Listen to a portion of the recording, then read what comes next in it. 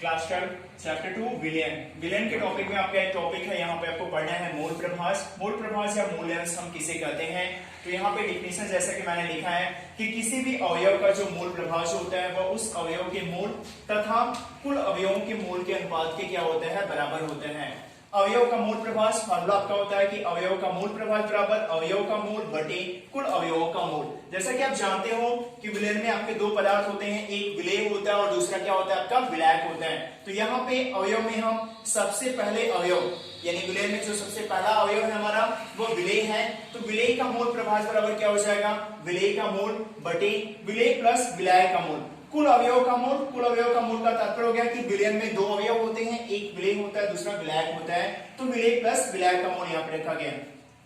अब यदि हम विलेय के मूल प्रभास को हम एक्स ए से शो करें तो एक्स ए बराबर आप जानते हैं कि विलेय के मूल को स्मॉल एन से दिखाया जाता है और विलेय और विलायक के मूल को हम क्या दिखाते हैं, small N plus capital N से दिखाते हैं। तो एक्स ए बराबर स्मॉल एन बटे small N plus capital N. Next topic आपका क्या है, विलयन का दूसरा अवयव होता है विलायक। तो हम विलायक का मूल प्रभास निकालेंगे, तो विलायक का मूल प्रभास बराबर हो जाएगा विलायक का मूल बटे विलेय प्लस विलायक का मूल। विलायक का मूल जैसा कि हम जानते हैं कि विलेय के मूल को हम दिखाते हैं किससे, स्मॉल एन से, और विलायक के मूल को दिखाते हैं कैपिटल एन से। तो यहाँ पे हो जाएगा यक्स बी बराबर हो जाएगा कैपिटल एन बटे small N plus capital N. तो ये आपका क्या हो गया, अवयव का मूल। यानी विलयन में किसी भी अवयव का मूल निकालना होगा तो उस अवयव का मूल बटे कुल अवयवों का मूल हम करते हैं, जिसमें विलेय का मूल एक्स ए बराबर हो जाएगा स्मॉल एन बटे small N plus capital N और विलायक का मूल प्रभास एक्स बी बराबर हो जाएगा कैपिटल एन बटे small N plus capital N. अब हम नेक्स्ट टॉपिक देखेंगे विलेय और विलायक के मूल प्रभास में संबंध क्या होता है।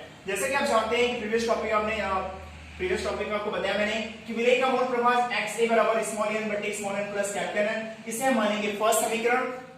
विलायक के मूल प्रभास एक्स बी बराबर हो जाएगा कैपिटल एन बटे small N plus capital N. इसे हम मानेंगे सेकेंड। तो समीकरण फर्स्ट और सेकेंड इन दोनों को आप क्या करेंगे, जोड़ देंगे।